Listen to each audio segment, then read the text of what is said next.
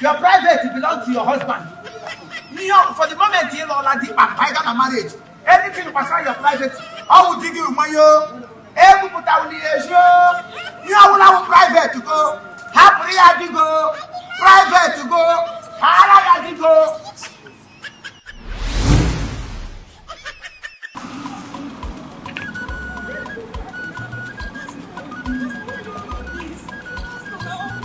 Let's go back. It's not Why are you following me around? Why they pursue me? They follow me. When I gonna go rapport? Eh? Pastor, we just have to go back and finish what we started. Pastor, please. You know why I called you? You've not done it. I should follow you go back. Yes. Let me finish what we started. Exactly. Anywhere know about now.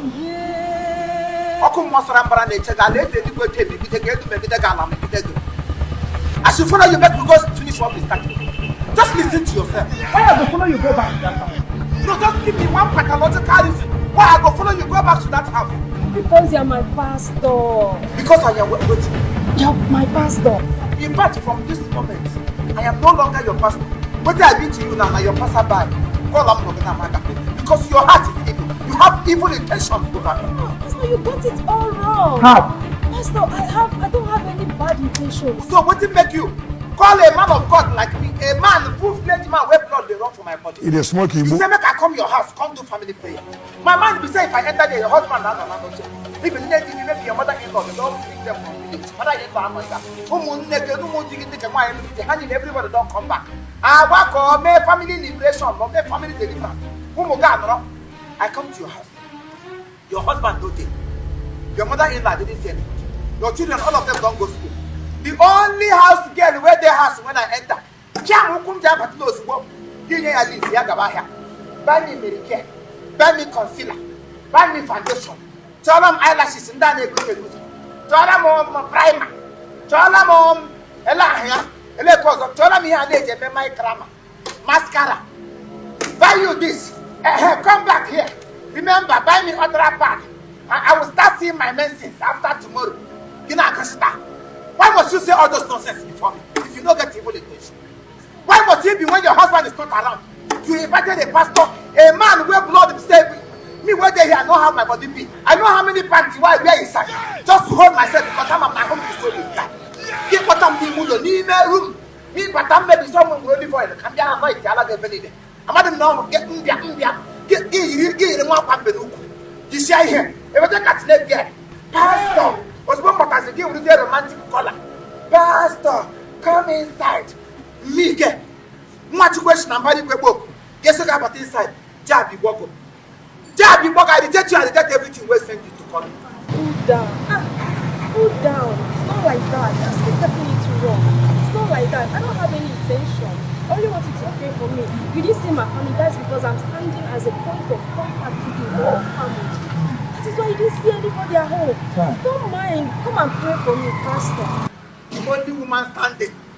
Look at you. We stand for the behalf of all the family.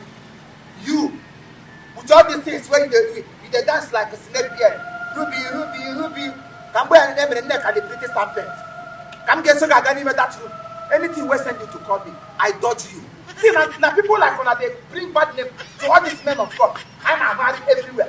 I'm a man of God. I think man of God, a human being. Now woman, honor. My blood they run inside him body. When I'm not the tempt men of God, they use them to do it. Yeah. Now they tempt us. I go carry full-fledged man like me. What if we start deliverance? But at the venture I start the road you. I lay my hand because I can't go anoint. What Sasia. La Liga mega la Liga. That time they cause them at them would do. Nobody where you go open for tell and say make you no look. Now human being I be no matter how what of God you carry for head. I won't no long one we don't resist it. Oh man, I will not know the tempt us. That house I never go there again. Pastor, what that makes you a man of God is to withstand and overcome everything that comes your way. Also, what it meant to be a man of God? Now to withstand and overcome. The day when you come to my church, you see by the right overcomers ministry. Is that the name of my church? The name of my church will I Wonder Ministry International. Whether the GO be the head and the general overseer. So please, don't tempt me. I go overcome. And a human being I be. Job was tempted. Remember, even God himself, Christ himself was tempted. He was a yoga teacher. I see a yoga teacher for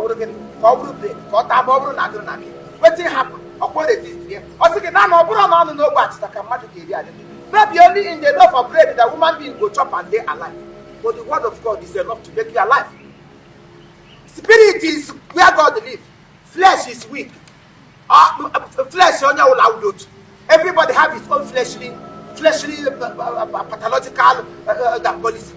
So don't push me into sin in the name of family prayer. From today, if you want to change church, change.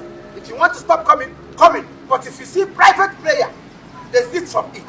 Anything where will bring destruction to your marriage, take your hands away from it. Seek God while it lasts, and not seek God under my bedroom, because the key may go back. There is something attached to it. Your heart is not clear. I put it to you. Oh yes. So please go back to your house and then tell that devil who pushed you to leave you alone. I, Daddy G.O., I am untemptable. You're the one getting the whole thing wrong. I just wanted our privacy for some personal reasons. It's not what you think. Your privacy belongs to your husband. For the moment, you know, like the marriage. Anything concerning your privacy, I will dig you money. Every put out the issue. You will have private to go. Happy to go. Private to go. Hard to go.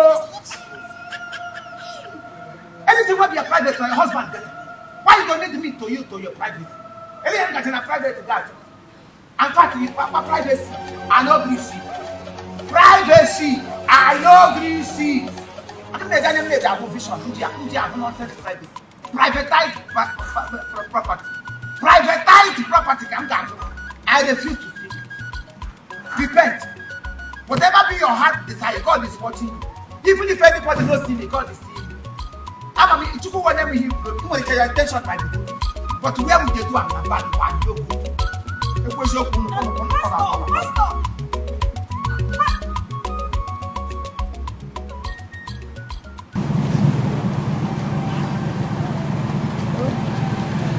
This man is right anyway. But that's not the intention. Just that my husband doesn't like all this church job everything. Anyway, what to do now? Keep trying.